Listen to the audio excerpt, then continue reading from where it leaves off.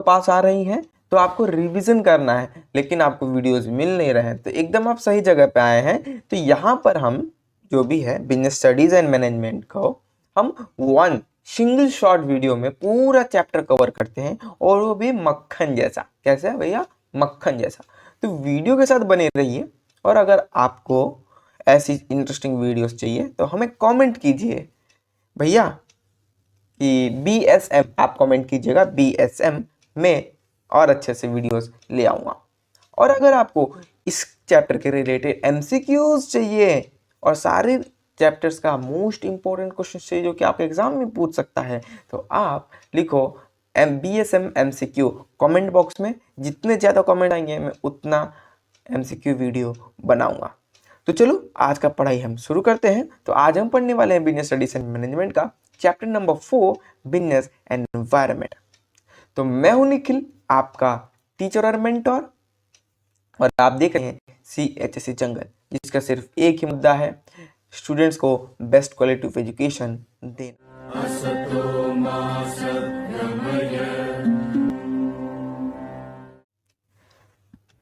ओम नमो भगवते वासुदेवाय।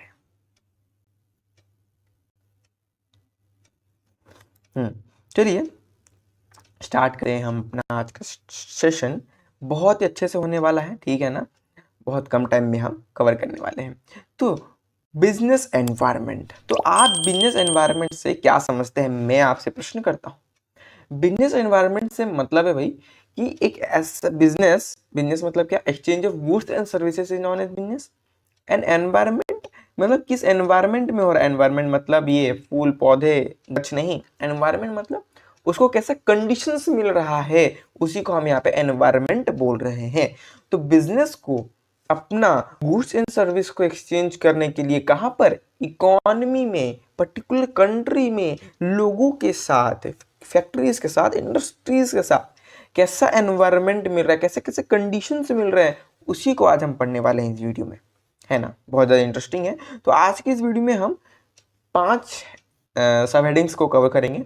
Meaning of business environment, features and characteristics of business environment जो कि एक ही है, importance of business environment, then हम पढ़ेंगे अपना elements and dimensions of business environment, और फोर्थ जो कि हमारा है न्यू इंडस्ट्रियल पॉलिसी, जिसमें लिबरलाइजेशन, प्राइवेटाइजेशन और ग्लोबलाइजेशन आता है, उसे हम कवर करने वाले हैं इस वीडियो में। तो एंड तक जरूर देखना, ठीक है? और अगर आपको इसके हैंडमेड नोट्स चाहिए या फिर ये PDF चाहिए अगर आपको, तो आप हमारे वेबसाइट chsjungle.graphy.com पर विजिट कीजिए, लॉगिन कीजिए। उसका ट्यूटोरियल में शॉर्ट्स में डाल दूंगा, लॉगिन कीजिए। लॉगिन करने के बाद लिखा आएगा आपको एक ठो course, class 12th BSM focus batch, है ना? या फिर मैं इसको नाम रख दूंगा कृष्ण बैच। नहीं, कृष्ण बैच नहीं, CHSE क्लास 12th लक्ष्य बैच BSM फ्री कोर्स रहेगा। वहां पे मैं टैग मेंशन कर रहा हूँ, फ्री कोर्स। आप वहां पे लॉगिन कीजिए, कोर्स में लॉगिन कीजिए, फिर चैप्टर के अंदर जाइए, चैप्टर के अंदर आपको नोट्स मिल जाएंगे। वहां पे टेस्ट भी अवेलेबल करवा दूंगा मैं, ठीक है ना? चलिए शुरू करते हैं। तो मीनिंग ऑफ बिजनेस एनवायरनमेंट क्या है? यहाँ पे मैंने जैसे आपको बताया, बिजनेस को कैसे कैसे कंडीशंस मिल रहे हैं, उसी को हम बिजनेस एनवायरनमेंट बोल रहे हैं। बस इंग्लिश में लिखा हुआ है क्या? तो भैया यहाँ पे ना सब खेल इंग्लिश का है। जिसको लिखने आ गया, बातें बनाना आ गया ना, शब्दों को, सेंटेंसेस को बनाना आ गया ना, काम उसका 90% यहीं पे उसका बन गया। बाकी 10% रहा पढ़ाई लिखाई का और थोड़ा याद कुछ करने का। तो वो स्टूडेंट्स जो कि जिनका इंग्लिश कमजोर है, उनको मैं प्रेफर करूंगा आप रोज रीडिंग करो, बुक रीडिंग, रोज लिखना प्रैक्टिस करो, और सुनो जितना ज्यादा हो सके इंग्लिश को, word by word, letter by letter, और ज्यादा इंग्लिश में बातें करो, तभी इंग्लिश आपको लिखने आएगा अच्छे से। देखते हैं अब बिजनेस एनवायरनमेंट का इंग्लिश का एक definition. The business environment refers to the external factors like economic, social, legal and technological conditions that affects a company operations and decision today। तो वो सारे उसको हम कहते हैं जो कि बाहर के एक्सटर्नल फैक्टर्स हो गए, जैसे कि economic factor, social factor, legal factor, technological factor, ये जितने भी कंडीशंस दे रहे हैं ना एनवायरनमेंट पूरा कंट्री, वो सारी चीजें कंपनी को इफेक्ट कैसे करते हैं उसी को स्टडी को हम कहते हैं बिजनेस एनवायरनमेंट स्टडी। हमने यहाँ पे एक रियल लाइफ केस स्टडी भी लिया है नोकिया का डिक्लाइन का, कि नोकिया बर्बाद कैसे हो गया, उसको आप यहाँ पे हम चेक करते हैं, ठीक है ना, पॉइंट बाय पॉइंट। यहाँ पे कुल पॉइंट दिए हैं। पहला पॉइंट है हमारा क्या, टेक्नोलॉजिकल चेंजेस की वजह से जो नोकिया ने अपने आप को अपडेट नहीं किया उसकी वजह से वो फेल हो गया। पहला है भैया कि Nokia fail to adapt to shift from feature phone to smartphone specially from the rise of iOS and android platforms.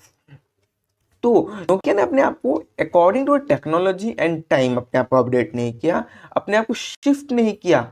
कहाँ से, टच स्क्रीन फोन से, है ना, टच स्क्रीन कीपैड फोन से अपने आप को टच स्क्रीन फोन्स में अपने आप को अपडेट नहीं किया, स्पेशली iOS सिस्टम ने अपडेट किया और एंड्रॉयड में अपडेट नहीं किया, जिसकी वजह से वो फेल हो गया एज अ कंपनी। और सोचा कि भैया मैं तो राजा हूँ, बैठा बिठाया पूरा जमा हुआ है मेरा मार्केट कौन उठा कर फेंकेगा। लेकिन जियो ने उसका पूरा, एयरटेल का जो हमारा था, एयरटेल तो नहीं था, BSNL, उखाड़ के फेंक दिया ना। 500 रुपये में मोबाइल दे रहा है भाई, 500 रुपये मोबाइल दे रहा है, अनलिमिटेड डेटा दे रहा है 6 महीने के लिए। अब तुमको जो करना है करो ना। जियो जो हमारा है ना, गुजराती मोटा भाई ने पूरा मार्केट को क्रश करके रख दिया। बोले तुम दो सस्ता में, कितना दोगे, मैं मोबाइल भी दे रहा हूँ, इंटरनेट भी दे रहा हूँ, व्हाट्सएप दे रहा हूँ, फेसबुक दे रहा हूँ, यूट्यूब दे रहा हूँ, अब तुमको जो करना है करो। तो ये हो गया तहलका मचा देना ड्यू टू टेक्नोलॉजिकल इन्वेस्टमेंट। आपके पास इन्वेस्टमेंट आई, आपने उसको मार्केट में अप्लाई किया, पूरा मार्केट को डिमोनाइज कर दिया, इतना लो पे ला दिया कि दम नहीं, हिम्मत नहीं किसी का मार्केट में आपसे टक्कर भी ले पाए। और आज देखो मोटा भाई ने इतना इंडस्ट्री खड़ा कर लिया। फिलहाल में उनके बेटे का शादी हुआ ना, जहाँ पे इतना पैसा खर्च हुआ। अब चलिए हम देख लेते हैं कंज्यूमर प्रेफरेंस क्या क्या है।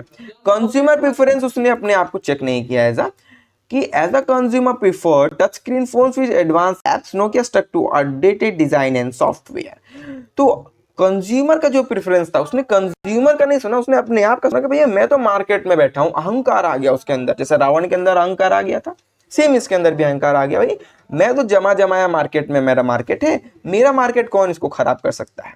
तो उसने अपने आप को अपडेट नहीं किया। कंज्यूमर का प्रेफरेंस था भैया नया टेक्नोलॉजी आया है, बाहर का टेक्नोलॉजी आया है, हमें भी ट्राई आउट करना है। एज अ ह्यूमन इंस्टिंक्ट, कुछ भी नया चीज देखता है उसे अडेप्ट करने का कोशिश करता है, उसको ट्राई आउट करने का कोशिश करता है। तो वैसे ही कंज्यूमर का भी प्रेफरेंस था कि हमको टच स्क्रीन चलाने, हमको व्हाट्सएप चलाना है, फेसबुक लोगों से कनेक्ट करना है, यूट्यूब पर वीडियोस देखने हैं, वीडियो कॉल करना है। तो ये सारी चीजें नोकिया नहीं कर पाया, जिसकी वजह से उसका डिजाइन और सॉफ्टवेयर दोनों आउटडेटेड हो गया और मार्केट से डिमोनाइज हो गया एकदम बुरी हालत से। जबकि वो अपना बैकअप भी कर चुका है, लेकिन नोकिया के अब फोन्स को यूज करना ही नहीं चाहता, उसकी इतनी गंदी इमेज बन गई है। तो भैया आप भी अकॉर्डिंग टू द टाइम अपने आप को अपडेट करते रहो। देन आते हैं कंपटीशन, कि मार्केट का कंपटीशन के हिसाब से उसने अपने आप को चेंज नहीं किया। ये भी नहीं देखा कि लोग तो आगे बढ़ रहे हैं, हमें भी आगे बढ़ना चाहिए, तो उसने यहाँ पे भी छोड़ दिया। ग्लोबलाइजेशन, ये ग्लोबलाइजेशन का मीनिंग आपको पता है कि बिजनेस एनवायरनमेंट को इतना फ्रीडम दे देना कि बाहर के लोग हमारे कंट्री, डोमेस्टिक कंट्री में बिजनेस कर सके, और डोमेस्टिक जो क्या बोलते हैं बिजनेसमैन से वो इंटरनेशनली बिजनेस कर पाए। तो इसी को हम कहते हैं ग्लोबलाइजेशन। तो इसकी वजह से क्या हुआ ना, कॉम्पिटिटर्स जो होते हैं उनको लेवरेज मिल गया टेक्नोलॉजी का, लेबर एंड सप्लाई का, गुड्स एंड सर्विसेज का, मार्केट स्ट्रेटजीज का, क्योंकि उनको लोगों को समझने का मौका मिल गया। तो लोगों ने अपने आप को अपडेट किया, और नोकिया ने कहा क्या हम तो बैठे बैठे अहंकार में है, वो कुछ नहीं किया और वो फंस गया। देखते हैं गवर्नमेंट पॉलिसीज, और उस टाइम की गवर्नमेंट पॉलिसीज भी फेवर में थी ग्लोबलाइजेशन के, प्राइवेटाइजेशन के, टेक्नोलॉजी एडवांसमेंट के। उनको बहुत ज़्यादा सब्सिडीज दे रही थी, आप एडवांस करो हम आपको सब्सिडीज देंगे 50% 30% अकॉर्डिंग टू दैट। तो उसने अपने को चेंज नहीं किया और वहीं पे खत्म उसका कहानी। अब देख लेते हैं, इतना तो हम समझ गए कि भैया बिजनेस एनवायरनमेंट टोटल है क्या, बस यही है बिजनेस एनवायरनमेंट, बस इसको हमको डिटेल में पढ़ना है जिस एग्जाम के लिए, ठीक है ना। तो बिजनेस एनवायरनमेंट में कौन कौन से एनवायरनमेंट आ जाते हैं आपके, इकोनॉमिकल एनवायरनमेंट आ जाता है ना, ये आपका टेक्नोलॉजिकल एनवायरनमेंट आ जाता है, आपका सोशल एनवायरनमेंट आ जाता है, आपका पॉलिटिकल एनवायरनमेंट आ जाता है, और लीगल एनवायरनमेंट आ जाता है। चलिए वन बाय वन इसको हम जान लेते हैं क्या क्या है। इकोनॉमिक एनवायरनमेंट मतलब कॉम्पिटिटर्स, अल्टरनेटिव प्रोडक्ट्स, मार्केट में क्या क्या अवेलेबल है, ताकि हम सोच सके और अपने आप को बेहतर ला सके, प्रेजेंट कर सके मार्केट में। Income of the customer, economic cycle क्या है, सब्सिडीज क्या क्या है हमारे लिए, हम जिस फैक्ट्री इंडस्ट्री में काम कर रहे होंगे गवर्नमेंट हमको कितना हेल्प कर रही है ना। जीडीपी कितना है कंट्री का, लोगों का पर कैपिटा इनकम क्या है, लोगों का परचेसिंग पावर क्या है, ये सारी चीजें।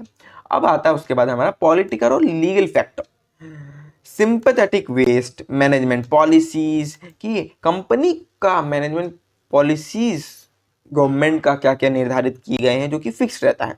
सब्सिडीज फॉर एग्रीकल्चर, अगर एग्रीकल्चरल चीजें हैं, क्योंकि रॉ मटेरियल ज्यादातर तो एग्रीकल्चर से ही आता है ना। Import and export regulations, land reforms, की जगह जमीन खरीदने में उनको आसानी हो ताकि वो कंपनी आगे सेटअप कर पाए। तो ये सारी अगर चीजें अकॉर्डिंगली या फिर मॉडरेट लेवल पे हैं तो कंपनी इजिली सेट हो जाएगा। और अगर ज्यादा ही कॉम्प्लिकेटेड है, कॉम्प्लेक्स है, बहुत ज़्यादा टाइम टेकिंग कंज्यूमिंग है, कोई कंपनी आना नहीं चाहेगा हमारे कंट्रीज में। इंडिया में यही था, इसलिए वो अंडर डेवलप था। अब डेवलपिंग कंट्री क्यों बनना है? क्योंकि मोदी जी ने या फिर हमारा जो करंट गवर्नमेंट है उसने ये सारे पॉलिसीज लाए, लैंड रिफॉर्म्स को बहुत ज़्यादा ईजी किया, कंपनी सेटअप के प्रोसेस को बहुत ज़्यादा ईजी किया, एंटरप्रेन्योरशिप को बहुत ज़्यादा क्या क्या प्रोत्साहित किया, बहुत ज़्यादा ही उनको मोटिवेट किया, लेवरेज किया, बहुत ज़्यादा सब्सिडीज दी, जिसकी वजह से आज एंटरप्रेन्योर्स हमारे बहुत ज़्यादा निकल रहे हैं हमारे सोसाइटी में।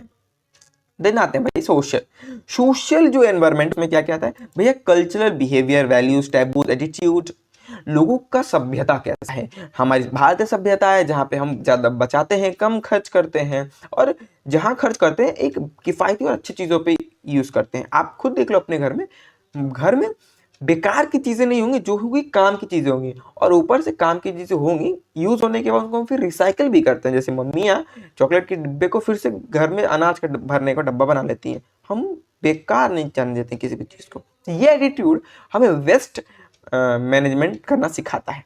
तो वही है attitude towards waste and compost. तो हमारे इंडिया के कल्चर में इनबिल्ट है, अपने कल्चर पे इसलिए प्राउड करें, इसलिए बोलता है ना। डेमोग्राफिक ट्रेंड्स की भाई आप जिस एरिया में रहते हो उसका ट्रेंड क्या है, जैसे कि ओडिशा, छत्तीसगढ़ या आपका झारखंड, यहाँ के लोग जो हैं ज़्यादा पखाल भात खाने में भी सिंपल लिविंग पे विश्वास करते हैं। वहीं पे बाहर मतलब मान लो आंध्र प्रदेश हो गया है ना, और आपका तमिलनाडु हो गया, तो ज़्यादा हम नॉन वेज खाने को प्रीफर करते हैं। मतलब माइट बी रॉन्ग, बट कहने का सिंपल मतलब है अकॉर्डिंग टू द एरिया लोगों का प्रेफरेंस और सोचने का तरीका, पहनने का तरीका, खाने का तरीका, बैठने का तरीका, हर चीज़ बदल जाता है। देन आता है आपका एनवायरमेंटल फैक्टर्स जो कि बिजनेस को इन्फ्लुएंस करते हैं, climate, soil condition, water, agriculture और लैंड यूज प्लानिंग। टेक्निकल में इनोवेशन, एग्रीकल्चर टेक्निक्स और ट्रांसपोर्ट इंफ्रास्ट्रक्चर, सिंपल ये सारी चीज़ें हैं। नेक्स्ट चलते हैं हम अपना features and characteristics of business environment. Business का क्या क्या फीचर्स है और कैरेक्टरिस्टिक्स है, चलिए वन बाय वन इसको हम देख लेते हैं, है ना। तो सब हम यहाँ पे ना टोटल 8 पॉइंट को मैंने मेंशन आउट किया हुआ है, जिससे कि क्यों 8 पॉइंट ही मेंशन किया है मैंने, सोचा थोड़ा, क्योंकि भैया आपका एग्जाम में ना 8 मार्क्स का क्वेश्चन आएगा तो उसमें 8 पॉइंट्स मेंशन करना पड़ेगा। तो आपको यहाँ पे मैंने शॉर्ट में लिखाया हुआ इसका नोट्स। इसका लॉन्ग नोट्स आपको कैसे निकालोगे, अगर इसका लॉन्ग नोट्स चाहिए तो इस वीडियो पे आप 100 कमेंट्स कर दो, है ना, 100 लाइक्स कर दो, मैं आपको इसका नोट्स दे दूंगा, वो भी फुल फ्लेजेड आंसर राइट कैसे करते हैं, ठीक है ना। Features and characteristics of business environment क्या है, सबसे पहले डायनामिक इन नेचर है। डायनामिक का मतलब होता है भैया बहुत ज़्यादा फ्लक्चुएटिंग, बहुत ज़्यादा चेंजेबल। तो जो सा बिजनेस एनवायरनमेंट बहुत ज़्यादा फ्लक्चुएट करता है, एवर चेंज होता रहता है, बार बार ऊपर नीचे दाएं बाएं, कभी कम कभी ज़्यादा, अकॉर्डिंग टू दी कंडीशंस, जैसे कि technological condition, economic policy, consumer का प्रेफरेंस, टेस्ट के हिसाब से बदलता रहता है। तो इसीलिए उसको हम क्या कहते हैं, डायनामिक इन नेचर कहते हैं।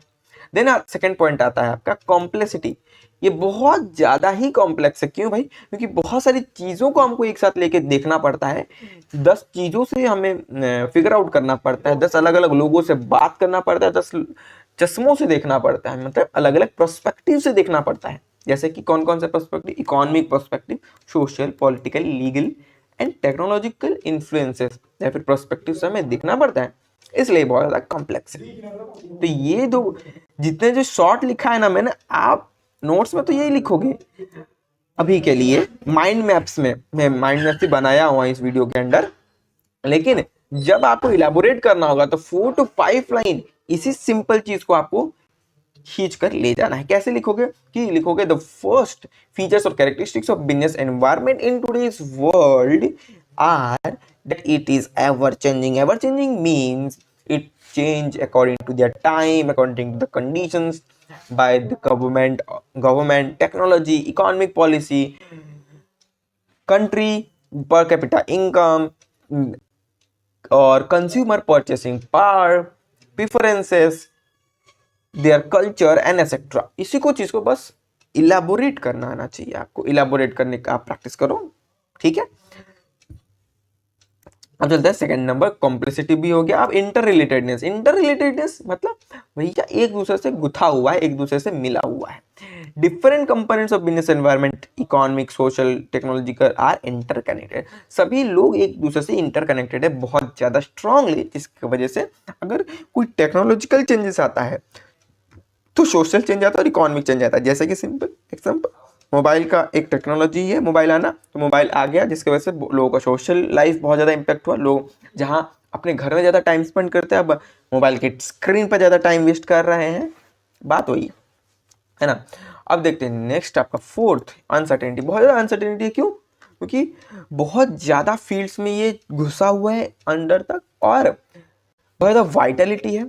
सोशल चीज़ों को पढ़ने जाएंगे तो उसका एक अलग स्पेशलाइजेशन, स्पेशलाइज व्यक्ति को हायर करना पड़ेगा। पॉलिटिकल एक्सपेक्ट्स के बारे में जानना है तो एक पॉलिटिकल एक्सपेक्ट मास्टर के पास जाना पड़ेगा। लीगल चीज़ों को जानना है तो हमें लॉयर के पास जाना पड़ेगा। सभी लोगों को एक साथ लाना पड़ेगा। फिर भी मार्केट में इतना अनसर्टेनिटीज है, गवर्नमेंट कभी भी अपना पॉलिसी चेंज कर सकती है, कभी भी टेक्नोलॉजी एडवांस हो सकती है, लोगों का मूड स्विंग हो सकता है, लोगों का कल्चर चेंज हो सकता है। कल्चर हालांकि बहुत जल्दी चेंज नहीं होता, हाँ इन्फ्लुएंस जरूर होता है। जैसे कि हमारा इंडियन कल्चर, जहां हम अपने धर्म के प्रति बहुत ज्यादा सात्विक थे और सही विचार से थे कि हम केवल अपने ग्रंथों को पढ़ेंगे, भगवत गीता का अध्ययन करेंगे और अपना जीवन उसी से बिताएंगे।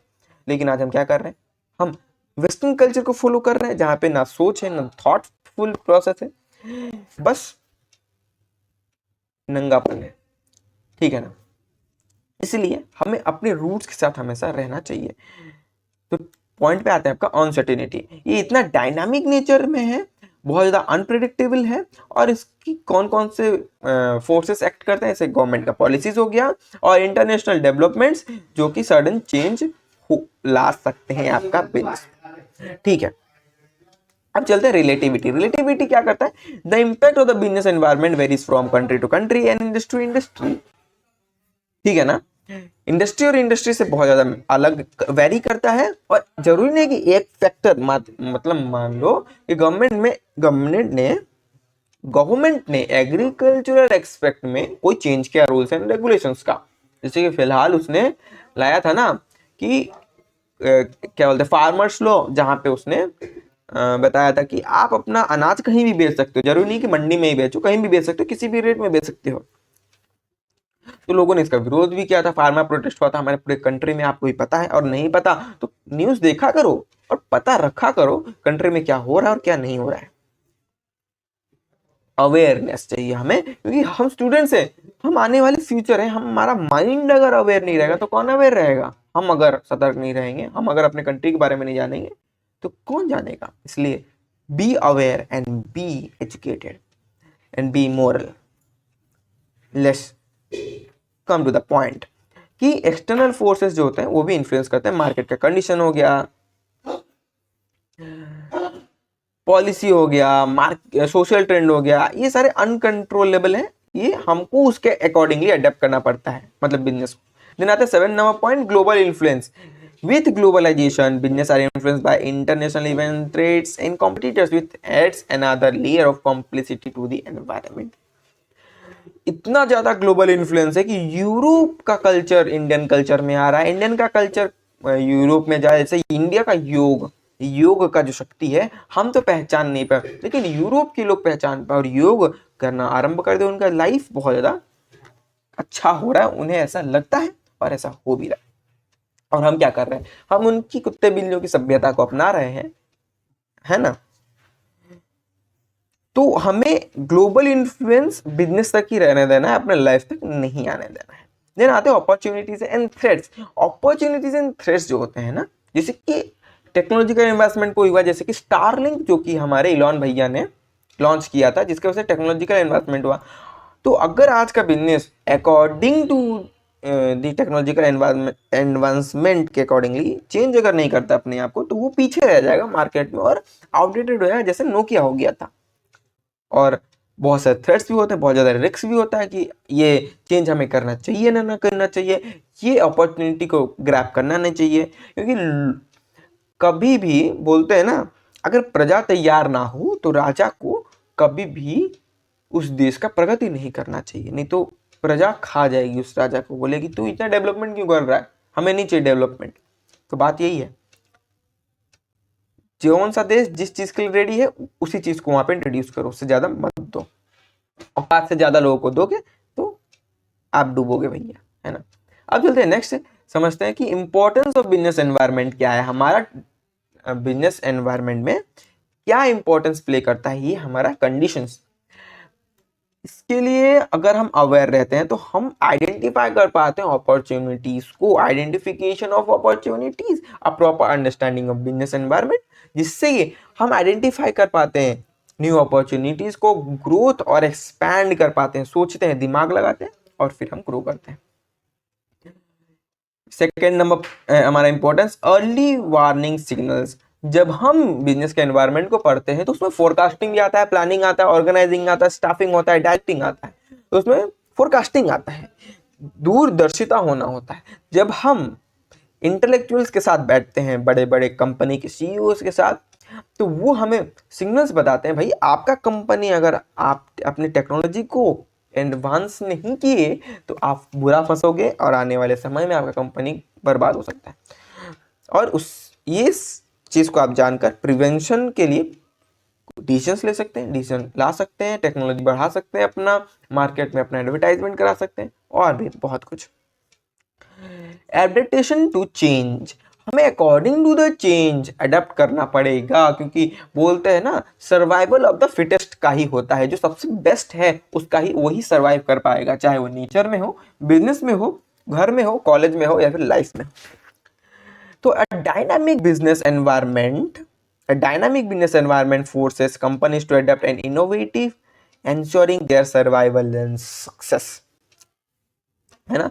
तो चेंज हमें करता रहना चाहिए, इनोवेशन में, टेक्नोलॉजी में, इंफ्रास्ट्रक्चर में और अपने डेटा में, क्योंकि आज के टाइम में डेटा बहुत ज़्यादा ज़रूरी है। प्लानिंग एंड पॉलिसी फॉर्मुलेशन, क्योंकि हमारा गवर्नमेंट,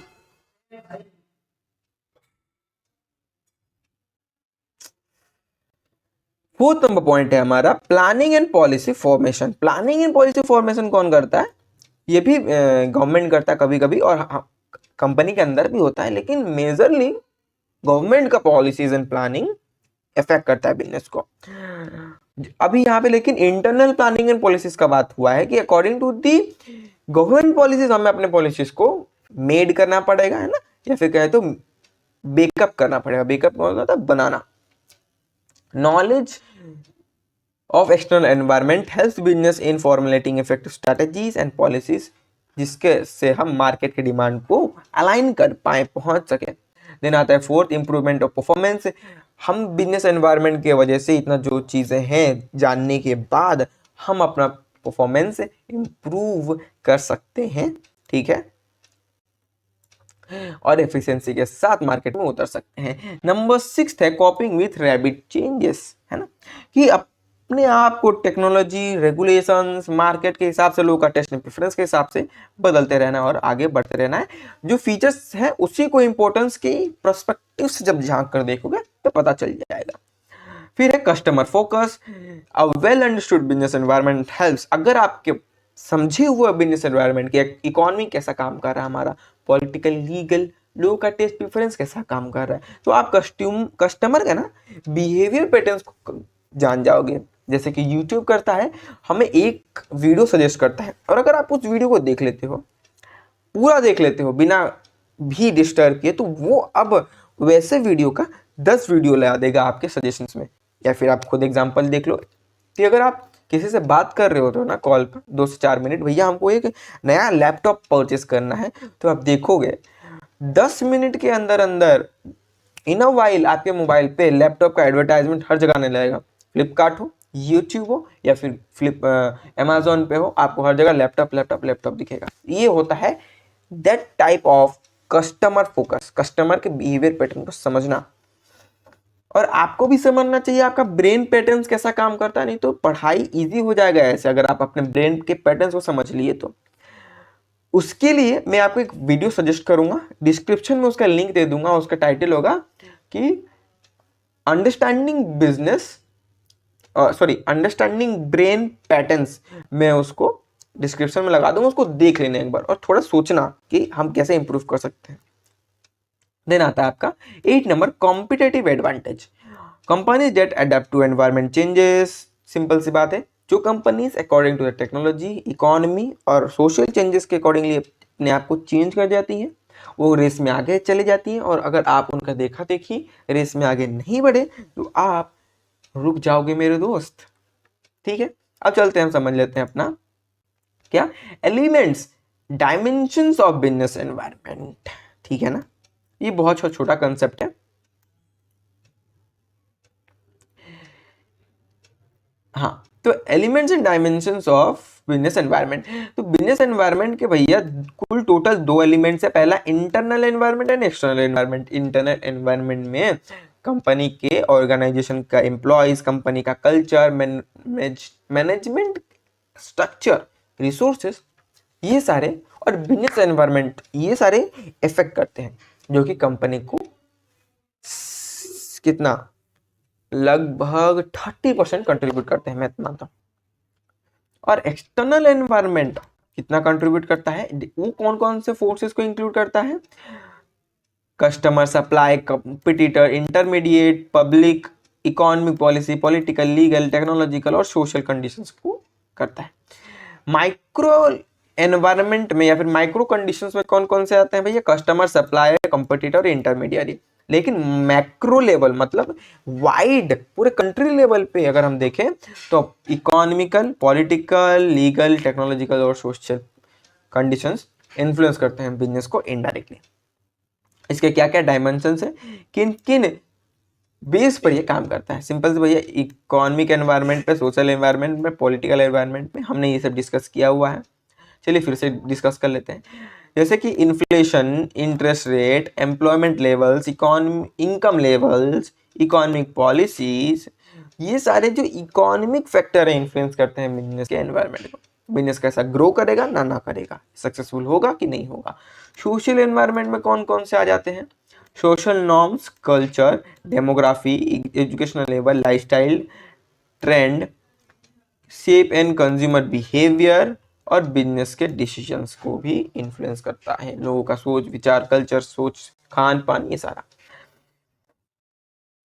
जैसे कि आप नॉर्थ इंडिया में साउथ इंडिया का खाना नहीं बेच सकते, साउथ इंडिया में नॉर्थ इंडिया का खाना नहीं बेच सकते, नहीं चलेगा। सेम वैसा ही पॉलिटिकल एनवायरनमेंट में कौन कौन से, गवर्नमेंट का रोल, गवर्नमेंट कितना फ्री कर रही है ग्लोबलाइज प्राइवेटाइजेशन को, है ना, और सब्सिडीज कितना दे रही है।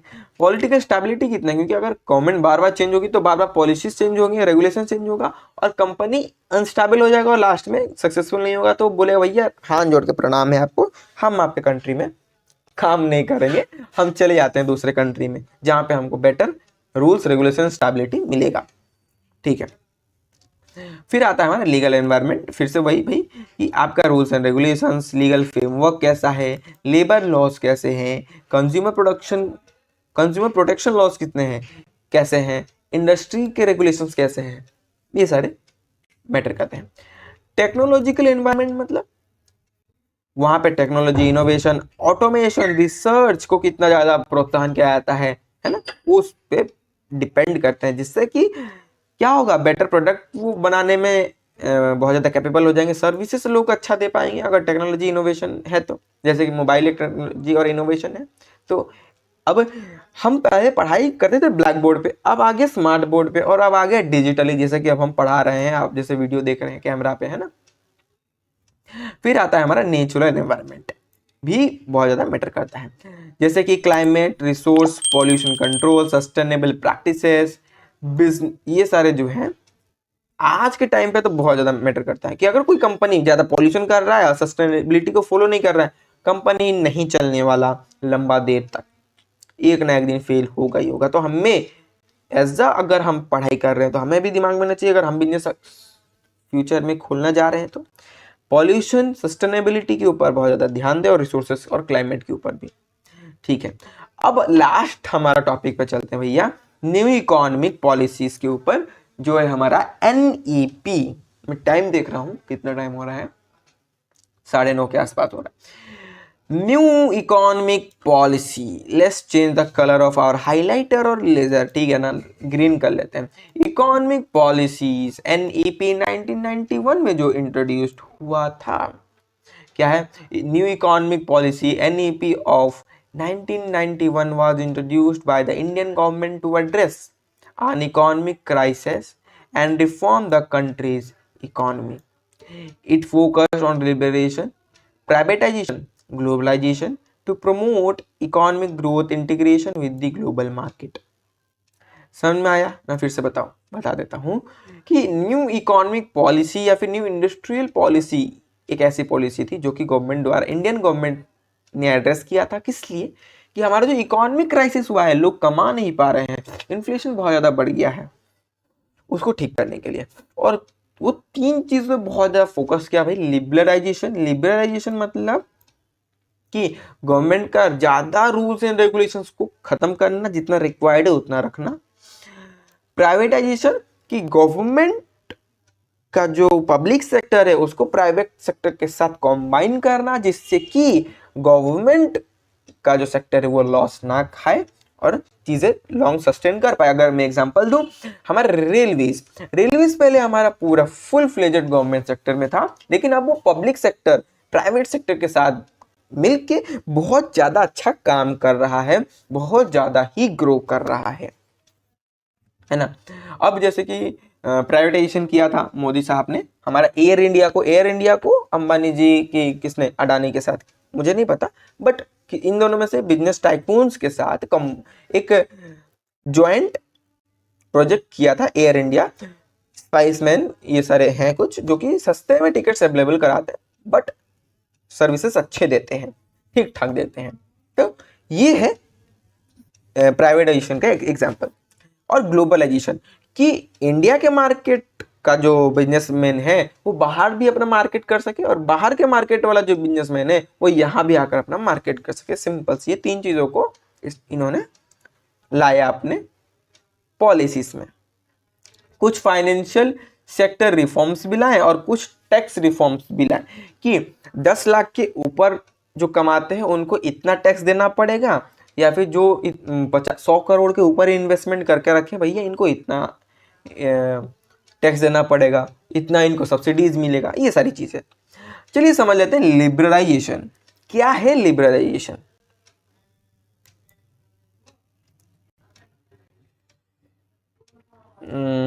हाँ, लिबरलाइजेशन है हमारा, liberalisation refers to the process of eliminating government restrictions,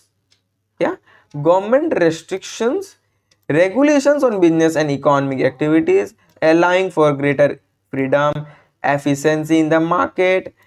मैंने वही बोला कि गवर्नमेंट का जितना रूल्स रेगुलेशंस, ज्यादा रेस्ट्रिक्शन खत्म होगा उतना ज्यादा अच्छा कंपनी ग्रो कर पाएगा, अपने हिसाब से काम कर पाएगा।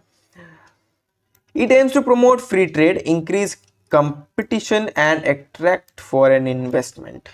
सिंपल सी बात है, अगर ग्रो करेगा कंपनी तो फॉरेन इन्वेस्टमेंट तो आएगा ही।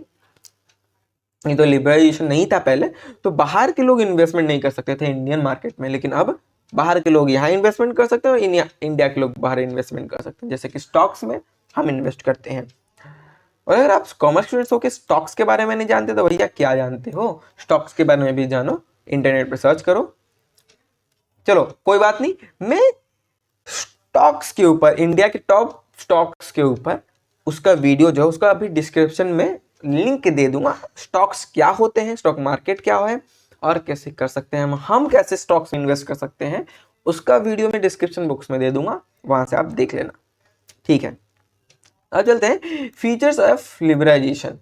क्या क्या है इसके फीचर्स भाई? Reduction of government control, government का कंट्रोल यहाँ पे रिड्यूस होता है, जिससे कि बिजनेस अपने हिसाब से काम कर पाता है और अच्छा ग्रो कर पाता है और मार्केट को इन्फ्लुएंस कर पाता है, कस्टमर के अकॉर्डिंगली वो काम कर पाता है। एंकरेजिंग प्राइवेट सेक्टर, सिंपल सी बात है, लिबरलाइजेशन की वजह से ज़्यादा अपॉर्चुनिटीज ओपन हो गई कि प्राइवेट वाले या फिर पब्लिक सेक्टर वाले गवर्नमेंट सेक्टर के साथ कंबाइन लाकर एक प्रोजेक्ट लाए, जिसकी वजह से उनका भी बेनिफिट है और हमारे कंज्यूमर का भी बेनिफिट हो, इंडियन कंज्यूमर का। थर्ड है हमारा फॉरेन डायरेक्ट इन्वेस्टमेंट, जो कि है हमारा FDI। क्या है FDI? Relaxation of rules to allow foreign companies to invest and participate in domestic economy. FDI foreign direct investment एक ऐसा इन्वेस्टमेंट का पॉलिसी है, रूल है कि बाहर का कंपनी हमारे इंडियन कंपनी में भी इन्वेस्ट कर सकता है और यहाँ वाला बाहर में भी, ठीक है। अब चलते हैं fourth, globalisation of trade, reduction of trade barriers like tariff and import, encouraging of the free flow of goods and services across borders. हम अपने बाहर के कंट्रीज से, आसपास के कंट्रीज से, नेबरिंग कंट्रीज से, नेबरिंग कंट्रीज मतलब पाकिस्तान, बांग्लादेश, नेपाल, फिर हो गया हमारा श्रीलंका, नेपाल हो गया, चाइना हो गया, अफगानिस्तान हो गया, नागालैंड हो गया, म्यांमार हो गया, इन और ये तो नेबरिंग कंट्रीज हो गए। बाहर के इंटरनेशनल क्या बोलते हैं कंट्रीज से हम ज़्यादा से ज़्यादा क्या कर पाए भाई? बिजनेस कर पाए, exchange of goods and services हो पाए, इंपोर्ट ड्यूटी कम करना, एक्सपोर्ट को ज़्यादा से ज़्यादा बढ़ाना और मतलब मेंटेन करके रखना जितना रिक्वायर्ड है। ये हो गया ग्लोबलाइजेशन ऑफ ट्रेड।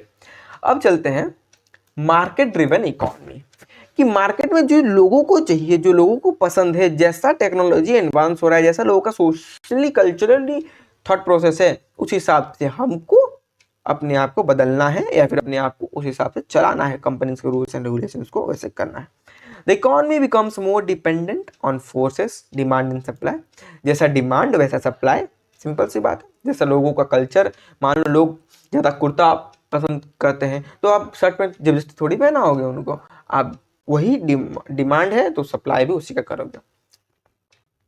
अब क्या है नेक्स्ट भाई, मेजर्स क्या क्या हैं जो कि लिबरलाइजेशन के लिए गवर्नमेंट ने इंट्रोड्यूस किया था। ये तो हो गए फीचर्स, इससे वो हो गए।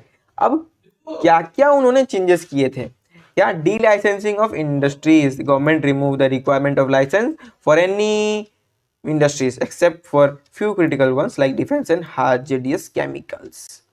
तो दो चार इंडस्ट्री को छोड़ के, जैसे कि डिफेंस और हार्जेडियस केमिकल इंडस्ट्री में बहुत ज़्यादा केमिकल हार्मफुल होते हैं, वो सारी इंडस्ट्रीज को छोड़ के बाकी जितने भी इंडस्ट्रीज थे जो कि बहुत ज़्यादा बेसिक लेवल के काम करते हैं, उनका लाइसेंसिंग को पूरा एबॉलिश कर दिया और बहुत ज़्यादा ईजी कर दिया। बस registration and then start your business का काम पे लगा दिया। अब reduction of import duties. Import duties का मतलब क्या होता है? एक्सपोर्ट का मतलब होता है बाहर भेजना, इंपोर्ट का मतलब होता है अपने कंट्री के अंदर सामान लाना। तो सामान लाने के, बाहर से अगर सामान ला रहे हैं हम सस्ते में तो कम ड्यूटी लगे, जिसकी वजह से इन्फ्लेशन मेंटेन रहे हमारे कंट्री में, बरोबर ना? ठीक है। जैसे कि यहाँ पे लिखा है ना, मेकिंग फॉरेन गुड्स मोर एसेसिबल, यहाँ का बंदा बाहर का भी गुड्स को परचेस कर पाए जिसकी वजह से, ठीक है।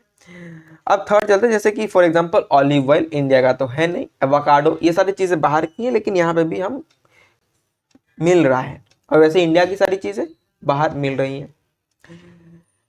डीरेगुलेशन ऑफ इंडस्ट्रीज, गवर्नमेंट ने ये सारे किया कि reduce government intervention of pricing, production, distribution. Government ने बोला भैया प्राइसिंग आप खुद डिसाइड करो, प्रोडक्शन खुद डिसाइड करो, डिस्ट्रीब्यूशन कैसे करना है वो खुद डिसाइड करो, हम इसमें कुछ आपका दखलंदाजी नहीं देंगे।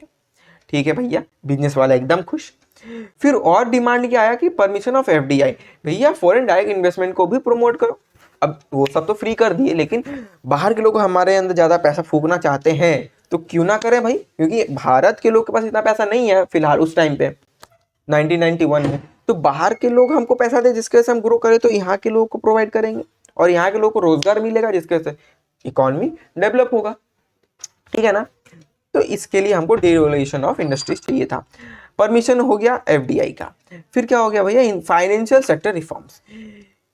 Banking and financial institutes were opened up, allowing private and foreign banks to operate in India with reduced control over interest rates.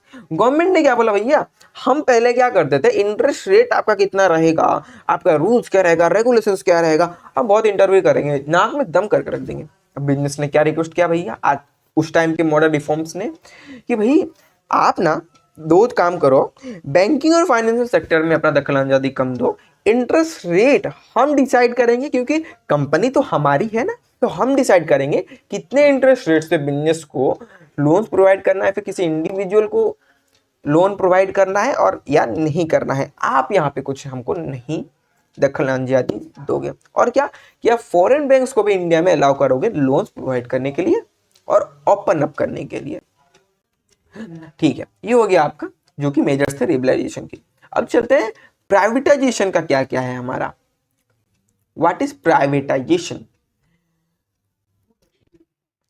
refers to transfer of ownership, management, control of public sector enterprises, मतलब government own entities, to private individuals और organisation. जैसे कि मैं आपको पहले ही बता चुका था कि प्राइवेटाइजेशन का मतलब होता है ज्वाइंट में काम करना, गवर्नमेंट सेक्टर वाले बस ओनरशिप रखे हैं अपने पास, और पब्लिक जो प्राइवेट सेक्टर या फिर कह सकते हैं इसे हम प्राइवेट सेक्टर को मैनेजमेंट और कंट्रोल का पूरे जिम्मेदारी दे दिया, फाइनेंस का जिम्मेदारी दे दिया गया।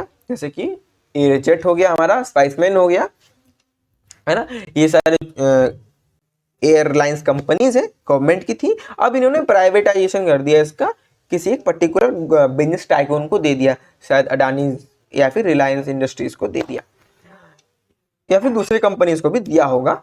ठीक है, तो इसके वजह से क्या हुआ, इंप्रूवमेंट हुआ किस चीज का भाई, एफिशिएंसी का और फाइनेंस का। सबसे बड़ा मुद्दा था, जो कंपनी 10 साल से लॉस में जा रही थी, आज प्राइवेट सेक्टर के साथ काम करके वो क्या बोलते हैं 2, 4, 5, 6% से प्रॉफिट अर्न कर रही है, अभी बैलेंस आउट करके चल रही है। और गवर्नमेंट से इसका क्या होता है, जब अपने जिम्मेदारी बाप अपना जिम्मेदारी जब बेटे को दे देता है तो क्या होता है, बर्डन कम होता है। वैसे ही गवर्नमेंट सेक्टर ने प्राइवेट सेक्टर को अब जब जिम्मेदारी दे दिया मैनेजमेंट एंड कंट्रोल का और ओनरशिप का भी, कि भैया आपका 70% ओनरशिप या फिर कहें तो 40% ओनरशिप तुम्हारा है, 60% ओनरशिप हमारा है, मालिक तो हम ही रहेंगे लेकिन आप भी मालिक रहोगे, लेकिन आप छोटे मालिक रहोगे। तो इसकी वजह से उसका बर्डन कम हो गया और परफॉर्मेंस एनहांस हो पाया और गवर्नमेंट अपने मेन मुद्दों पे काम कर पाई सही से। ठीक है, अब पहले चलते हैं कि प्राइवेटाइजेशन, मेथड्स ऑफ प्राइवेटाइजेशन। हाँ ठीक है, के फीचर्स क्या क्या हैं प्राइवेटाइजेशन के फीचर्स हैं भाई, ये ट्रांसफर ऑफ ओनरशिप, सिंपल सी बात है, रिडक्शन ऑफ गवर्नमेंट रोल, जो यहाँ पे लिखा है बस यहाँ पे हमको लिख देना है, इंक्रीज एफिशिएंसी, एफिशिएंसी बढ़ गई, अट्रैक्टिंग इन्वेस्टमेंट, एफडीआई सीधा आने लगा हमारा, मार्केट ड्रिवन ऑपरेशंस को, अगर मार्केट में मतलब लोग अभी ज्यादा बहुत ज्यादा क्या बोलते हैं, उनका पर कैपिटा इनकम ज्यादा हो गया, परचेसिंग पावर ज्यादा हो गया, वो अब इन्वेस्टमेंट कर सकते हैं, महंगे लिविंग स्टैंडर्ड को अफोर्ड कर सकते हैं, मतलब एयरलाइंस में जा सकते हैं। तो अभी मार्केट में क्या है, लोगों को एयरलाइन सर्विसेज चाहिए, फैसिलिटीज चाहिए, लेकिन आप उनको प्रोवाइड कर नहीं रहे हो, उनको चाहिए बुलेट ट्रेन, आप चला रहे हो बैलगाड़ी, तो काम तो नहीं बनेगा ना। तो इसीलिए मोदी जी ने या फिर करंट गवर्नमेंट ने हमारी इंट्रोड्यूस किया, एयरलाइंस को बहुत ज़्यादा डाइवर्सिफाई किया, बहुत ज़्यादा एनहेंस किया, हर जगह पे एयरपोर्ट हो रहे हैं हमारे। उसके साथ ही साथ उन्होंने क्या किया, अभी वंदे भारत एक्सप्रेस बहुत सारे मेजर सिटीज में रन हो रही हैं, तो लोग अब देश छोड़ के नहीं जा रहे हैं, जो भी छोड़ के जा रहे हैं बहुत कम जा रहे हैं, और जो रह रहे हैं वो अंदर रह रहे हैं। इसलिए हमें ये सारी चीजें जरूरत है, नहीं तो लोग क्या कहेंगे, हमारा तो इंडिया डेवलप ही नहीं है, चलो यहाँ से निकल चलते हैं, दूसरे देश में चले जाते हैं। इसलिए डेवलपमेंट जरूरी है, आप भी वैसा काम करें कि आप भी अपने आप को अपग्रेड करते रहिए, स्किल अप करते रहिए, नहीं तो आप भी जमाने के हिसाब से छूट जाएंगे और लोग आपको छोड़ के आगे बढ़ जाएंगे, आपके साथ कोई नहीं रहेगा। ठीक है, तो अगर आपको अपने स्किल्स, जैसे कि आजकल के ऑनगोइंग स्किल्स क्या है, वीडियो एडिटिंग, स्क्रिप्ट राइटिंग, और आपका हो गया content writing, blog writing and communication skills, English writing skills, AI, है ना, ये सारी चीजें अगर आपको सीखनी तो उसका भी मैं लिंक आपको डिस्क्रिप्शन में दे दूंगा, चिंता नहीं कीजिए, मिल जाएगा, उसको देखकर आप अपने स्किल्स को एनहांस कर सकते हैं। Attracting investment, market driven operation, जैसा डिमांड है वैसा लोगों को देंगे, नहीं तो काम बर्बाद हो जाएगा। ठीक है, अब प्राइवेटाइजेशन क्यों नीडेड है हमारी इकोनॉमी में, किसी भी इकोनॉमी में, इसलिए भाई to improve efficiency and productivity. जहां पर एयरलाइंस 10 सालों से लॉस में कर रहा था, अब प्राइवेट सेक्टर के साथ कंबाइन होकर ज्वाइंट प्रोजेक्ट के साथ वो बहुत ज्यादा क्या कर रहा है भाई, प्रॉफिट में आ गया है 10-5% से, और प्रोडक्टिव भी ज्यादा हो गया, साफ रहने लगा है, मैनेजमेंट ठीक होने लगा है, फाइनेंस सही होने लगा है, बाहर के लोग इंडिया का तारीफ करके जा रहे हैं। तो ये बात सारी चीजें हैं। फिर आता है हमारा कि reduce financial burden of government. Simple सी बात मैं बोला था, जहां पैसा आया वहां टेंशन आया, तो गवर्नमेंट अपना टेंशन किसको ट्रांसफर कर देता है, प्राइवेट वाले को। ले भाई ये कांटों का ताज तू अपने सर ले ले, फाइनेंस भी अब तू ही संभाल। एनहांस कॉम्पिटेटिवनेस, जिसके वजह से क्या हुआ, अब introduce private players, increases competition और which lead to better quality product and services. इसकी वजह से क्या हुआ, जब प्राइवेट सेक्टर गवर्नमेंट सेक्टर के साथ आया, प्राइवेट सेक्टर को अब प्रॉफिट कमाने का टेंशन नहीं, उसको क्वालिटी बढ़ाने का वहां पे चुल आ गया है ना। तो उसको इस प्राइवेट सेक्टर के अंदर क्या है, प्रॉफिट बनाने का चुल है, और आपके गवर्नमेंट को क्वालिटी देने का। अब जब दोनों एक साथ मिल गया कि प्रॉफिट के साथ क्वालिटी, तो चीजें क्या हो गई ना, क्वालिटी गुड्स की बहुत ज्यादा एनहांस हो गई। और जैसे कि वंदे भारत एक्सप्रेस हो गया, स्पाइसमेन हो गया, एयरजेट लाइंस हो गया, और भी बहुत सारे एग्जांपल्स है, अभी याद नहीं आ रहा, रिकॉल नहीं कर पा रहा हूं मैं। और इसके वजह से मार्केट बहुत ज्यादा बढ़िया बन गया। अट्रैक्ट इन्वेस्टमेंट, इसके वजह से क्या हुआ, बाहर के फॉरेन इन्वेस्टमेंट ज्यादा से ज्यादा आने लगे, इसके वजह से इकोनॉमी ग्रोथ और मॉडर्नाइजेशन होने लगा। फोकस ऑन कोर फंक्शंस, अब जो गवर्नमेंट है अपने कोर फंक्शंस के ऊपर, जो कि था पॉलिसी मेकिंग है ना, और लेबर लॉज हो गया, कंपनी लॉ हो गया, क्राइम लॉज हो गया, बहुत सारे ऐसे मुद्दे हैं, एजुकेशनल लॉज हो गए, उन पे काम कर पा रही है, ना कि रिगार्डिंग फाइनेंशियल और बिजनेस को मैनेज करने के साइड। ठीक है, अब क्या क्या मेथड्स जो थे, जो हमारा गवर्नमेंट ने इंट्रोड्यूस किया था, disinvestment, government sells a part of or all of stakes in public sector. उसने क्या किया, 100% जो ओनरशिप है कंपनी का, आपको इतना तो पता होगा ना, कंपनी अकाउंट्स आप पढ़ रहे हो तो 51% अगर किसी के पास ओनरशिप है तो वो उसका रियल ओनर है, ना कि 49% वाला। तो गवर्नमेंट ऐसा ही करती है कि 55% या 51% से कम ओनरशिप दूसरे को देती है, और अपने पास 51 या 55 से ज्यादा का ओनरशिप रखती है, जिसकी वजह से रियल ओनर तो वही रहेगा, लेकिन 45% या फिर कहें तो माइनॉरिटी में पब्लिक सेक्टर उसका क्या रहेगा, ओनर रहेगा, जिसकी वजह से सिंपल सी बात है उसका बर्डन कम हो रहा होगा और उसको सिक्योरिटी भी रहेगा। यहाँ पे फिर क्या है, मेथड्स क्या है, ट्रांसफर ऑफ ओनरशिप, जो कि आप बस पढ़ लीजिए क्योंकि रिक्वायर्ड नहीं है आपके एग्जाम में। पब्लिक प्राइवेट पार्टनरशिप, जैसे कि मैंने बोला था कि उसने ज्वाइंट प्रोजेक्ट करना शुरू कर दिया, तो पीपीपी जो हमारा पब्लिक प्राइवेट पार्टनरशिप, इसी को हम एक नाम देते हैं इस मॉडल को, जहाँ पे गवर्नमेंट प्राइवेट प्लेयर के साथ कंबाइन होके या फिर कहें तो कोलाबोरेट करके बढ़िया से बढ़िया क्वालिटी और बेस्ट प्रॉफिट कमा पा रही है। ठीक है, MBO, what is MBO? Management buyouts. What is management buyouts? The existing management of public enterprise buys the business from the government, gaining ownership control. तो जो पब्लिक एंटरप्राइजेस जो चल रहा है उसको प्राइवेट वाले खरीद लेते हैं और उसका ओनरशिप उनके पास पूरा हो जाता है, बस गवर्नमेंट का थोड़ा सा इन्वॉल्वमेंट उसमें रहता है। लीज और कॉन्ट्रैक्ट, अब जब मान लो लीज वाला एग्जांपल, लीज वाला अगर एग्जांपल हम दें तो रेड फोर्ट, लाल किला, फिलहाल करंट गवर्नमेंट ने प्राइवेट सेक्टर के साथ कोलाबोरेट करके उसको लीज पर दे दिया कि भाई देखो, हम ओनरशिप तो हमारे पास है, लेकिन जो कि इसको मैनेज करने का खर्चा है, इसका जितने भी ऑपरेशंस हैं, financial operations, management operations and controlling और डायरेक्टिंग प्लानिंग, इसको बरकरार रखने का जो भी डिसीजंस आपको लेना है वो आप लोग, बस हम इसके ओनर रहेंगे, लीज पे हम आपको दे दे रहे हैं, आपको जो करना है मैनेज करना है, फाइनेंशियल चीजें कंट्रोल करनी है, आप वो सारी चीजें करो। ठीक है, फिर चलते हैं हम अपना नेक्स्ट, ग्लोबलाइजेशन की तरफ। लास्ट है, उसके बाद हम माइंड मैप को रिवाइज करेंगे और उसके बाद इस सेशन को एंड करेंगे। ठीक है, ग्लोबलाइजेशन, व्हाट इज ग्लोबलाइजेशन? मैंने शुरुआत में बताया था, ग्लोबलाइजेशन का मतलब डोमेस्टिक मार्केट्स को फॉरेन मार्केट में अलाउ करना और फॉरेन मार्केट्स को डोमेस्टिक मार्केट में अलाउ करने को ही बोलते हैं globalisation. It is the process of integrating the economy of a country with the world economy through the exchange of goods, services, technology, capital, and knowledge. It promotes free trade, cross-border investment, movement of people, ideas across nation.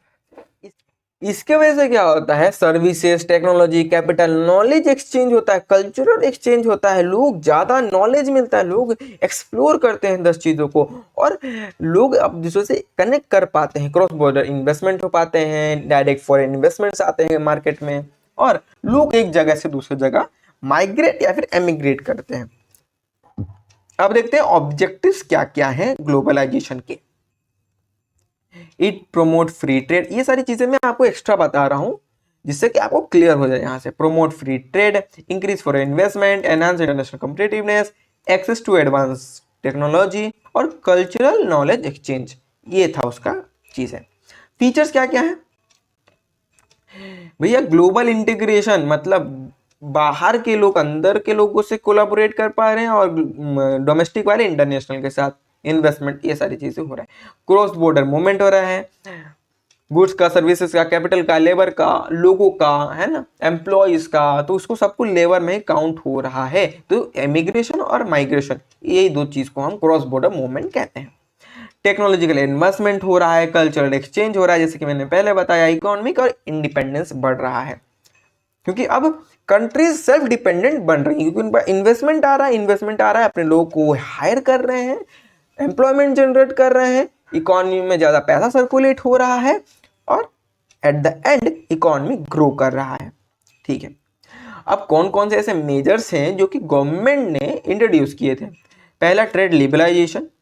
Trade liberalisation में क्या है? Reduction और removal of trade barriers, tariffs, import duties जो ज्यादा लग रहे थे high margin में, उसको कम कर दिया और फ्री कर दिया, चीजों में बहुत ही कम कर दिया, सेंट्रलाइज कर दिया। Encouragement of direct investment, FDI को बहुत ज्यादा इन्वेस्टमेंट को प्रमोट किया।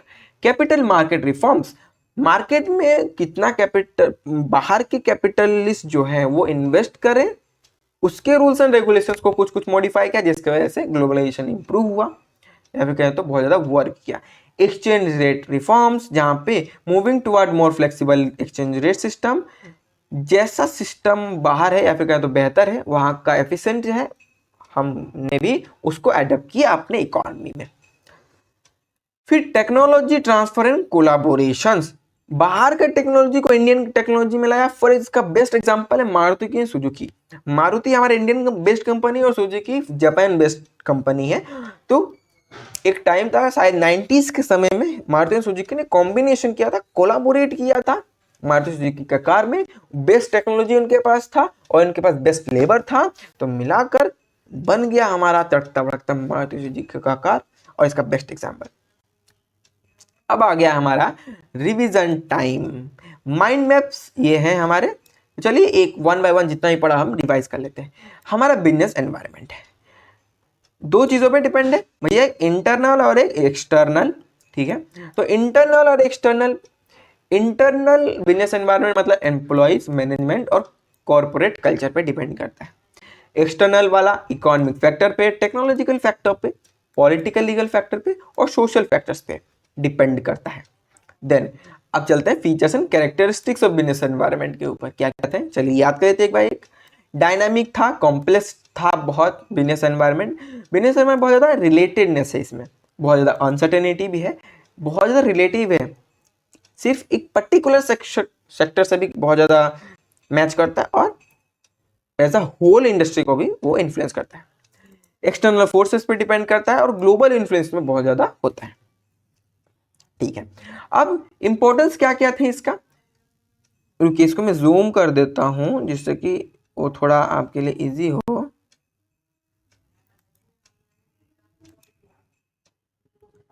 जूम जूम,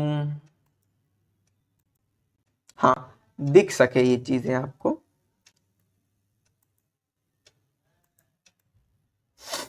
हाँ, identification of opportunities, early earning signals, adaptation to change, planning and policy formation, customer focus, competitive advantage, ये सारे उसका इंपॉर्टेंस था।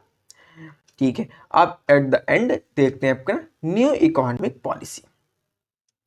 न्यू इकोनॉमिक पॉलिसी क्या क्या था? लिबरलाइजेशन का फीचर क्या है भाई? लिबरलाइजेशन मतलब reduction of rules and regulations, abolishment of major interference in business sector. Features के क्या क्या है भैया? Reduction of government rules and policies, encouraging private sector, foreign direct investment को यहाँ पे इंट्रोड्यूस किया गया, ग्लोबलाइजेशन ऑफ ट्रेड किया गया, मार्केट ड्रिवन इकोनॉमी हो गई, मतलब एज पर डिमांड सप्लाई होने लगा। इसमें गवर्नमेंट ने बोला भाई हम नहीं जानते, आप अपना प्राइसिंग करो, प्रोडक्ट मैनेजमेंट करो, डिस्ट्रीब्यूशन करो। देन आता है आपका प्राइवेटाइजेशन। प्राइवेटाइजेशन क्या है का उसका फीचर्स? भाई प्राइवेटाइजेशन का मतलब है गवर्नमेंट ओनरशिप से प्राइवेट ओनरशिप कर देना, उसका मैनेजमेंट कंट्रोल दे देना लीज पर या फिर कॉन्ट्रैक्ट पर। जैसे कि तो उसका फीचर्स क्या क्या है? ट्रांसफर ऑफ ओनरशिप हो गया, रिडक्शन ऑफ गवर्नमेंट रोल हो गया, बहुत ज़्यादा बर्डन कम हो गया, एफिशिएंसी बढ़ गई, अट्रैक्शन ऑफ इन्वेस्टमेंट हो गया, इन्वेस्टमेंट एफडीआई को इंट्रोड्यूस किया गया और उसको बहुत ज़्यादा सब्सिडीज दिया गया, भैया आप आओ हमारे कंपनी में इन्वेस्ट करो और हम आपको थोड़ा सब्सिडी देंगे, बेहतर रिटर्न और इंटरेस्ट देंगे। मार्केट ड्रिवन ऑपरेशंस हो गए। सिंपल मार्केट ड्रिवन ऑपरेशंस मतलब according to the demand and supply ही काम करेंगे। ग्लोबलाइजेशन का क्या क्या है देखते हैं। ग्लोबलाइजेशन मतलब बताया था, हम भी तो बताया था कि बाहर का मार्केट यहाँ काम कर सके, यहाँ का मार्केट बाहर काम कर सकते। फीचर्स क्या क्या है भाई? कि promote free trade, increase foreign investment, enhance of international competitiveness, access to advance technologies और कल्चर और नॉलेज एक्सचेंज यहाँ पे हुआ। तो ये था आपका आज का सेशन, कंप्लीटेड सक्सेसफुली।